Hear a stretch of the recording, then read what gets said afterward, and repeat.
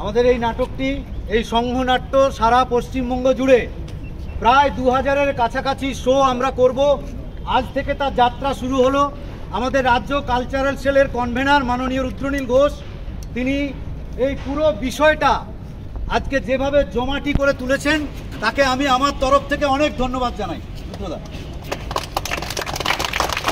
যে অন্যায়, যে গণতন্ত্রের হত্যা তৃণমূল করছে, বা যারা যারা গণতন্ত্রের বিরুদ্ধে দাঁড়িয়ে রয়েছে, যে দলগুলো সারা ভারতবর্ষ জুড়ে, শুধু পশ্চিমবঙ্গে নয়, যেখানে যেখানেই গণতন্ত্র লুট করা হচ্ছে, হিন্দু, মুসলমান, শিখ, খ্রিস্টান, যে কোনো ধর্মের মানুষের যা যা অধিকার যে যেভাবে কেড়ে নেওয়া হচ্ছে, তার বিরুদ্ধেই আমাদের এই পথনাটক, তার বিরুদ্ধেই আমাদের শিল্পীরা গর্জে উঠবে পশ্চিমবঙ্গের বিভিন্ন লোকসভার বিভিন্ন জায়গাতে।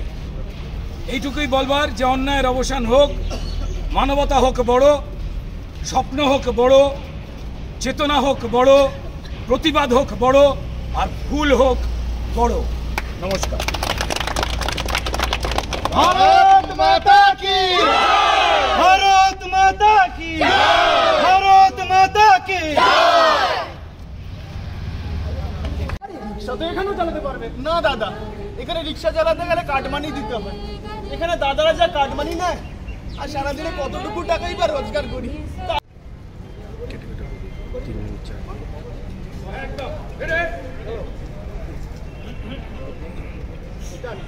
भारत माता की जय, भारत माता की जय, भारत माता की जय, भारत माता की जय, भारत माता की। সরকার পাশে আর এই ঘটনাটাকে উনি মিথ্যা বলে চালিয়েছেন।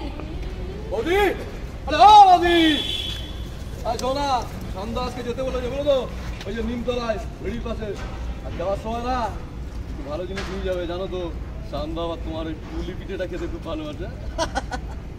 আরে ও বৌদি, আরে তোমাকে বলছি, শোনো, তোমার ওই পার্টি শেপটা না আগের দিন সন্ধ্যা পুরো প্রাণ ভরে খেয়েছে।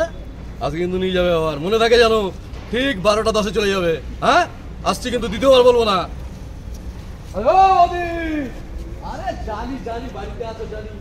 শোনো, সন্ধ্যা তোমাকে 1টার সময় যেতে বলেছে, বুঝলে তো, তোমার দুধ পুলি খাবে, বুঝলে, যাবে কিন্তু ঠিক সময়। সন্ধ্যা কিন্তু দেরি একদম পছন্দ করে না।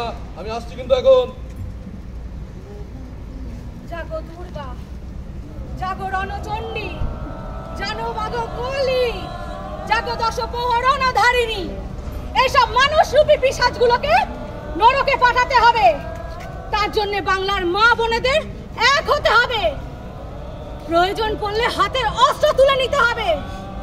এসো সবাই, এসো।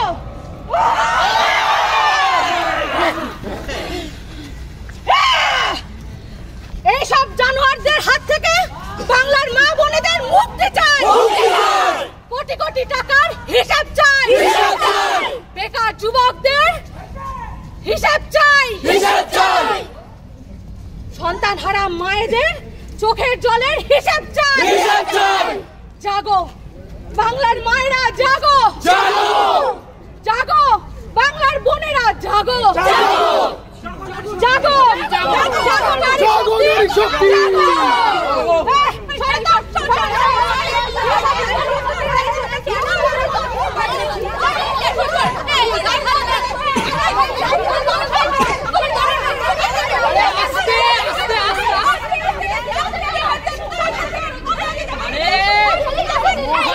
ভান্ডারের ফল সবাই পাবে।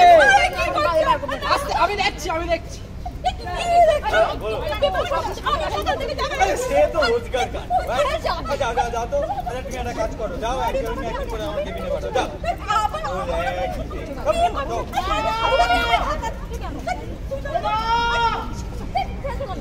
শুনতে পাচ্ছ? আমি গুজরাট থেকে তোমার খোকা বলছি মা। কতদিন তোমার কোলে মাথা রেখে শুইনি মা, জানো মা? গতকাল রাতে কারখানায় কাজ করতে গিয়ে আমার হাতে অ্যাসিড পড়ে আমার হাত দুটো পুড়ে গেছে মা। আমার তোমার কাছে যেতে খুব ইচ্ছে করছে মা। তুমি ওই 500,000 টাকার জন্য মহালক্ষ্মীর ভান্ডারে লাইন দিয়েছো মা। আর তোমার ছেলে ভিন রাজ্যে কারখানায় কাজ করতে গিয়ে হাতে অ্যাসিড ঢেলে হাত পোড়াচ্ছে মা। আমি কতদিন তোমার হাতের রান্না খাইনি মা, কতদিন তোমার কোলে মাথা রেখে ঘুমোইনি।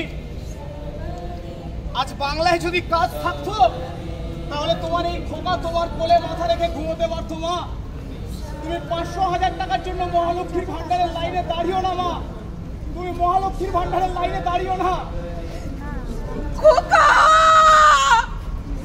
খোকা, তুই ফিরে আয় খোকা, তুই তোর মায়ের কাছে ফিরে আয় খোকা। আমি ভুল করেছিলাম, মাত্র ওই 500,000 টাকার জন্য ওই মহালক্ষ্মী ভান্ডারের লাইনে আমি দাঁড়িয়েছিলাম খোকা। আমি বুঝতে পারিনি খোকা যে ওরা ওই মাত্র ওই কটা টাকা দিয়ে আমাদের ভোটগুলো সব কিনে নিচ্ছে। আর ওরা ভোট কিনবে বলে মায়ের থেকে তার সন্তানদের আলাদা করে দিচ্ছে। খোকা, খোকা, আমি ভুল করেছি খোকা। আমি আর ওদেরকে ভোট দেবো না যারা কেবল মাত্র নিজেদের স্বার্থ রক্ষা করার জন্য ভোট কেনে। মা তার সন্তানকে কোলে পাচ্ছে না, তোর মতো শিক্ষিত প্রচার করা ঘটনাটি সেই জায়গায় কতটা প্রভাবিত আজকে এই যে নাটকটা আজকে এখানে ঘটনা দেওয়া হবে? দেখুন, আমি মনে হয় যে কৌশিক এ বিষয়ে কথা বলতে হ্যাঁ হ্যাঁ হ্যাঁ, যেটা বিষয় হচ্ছে কি মানে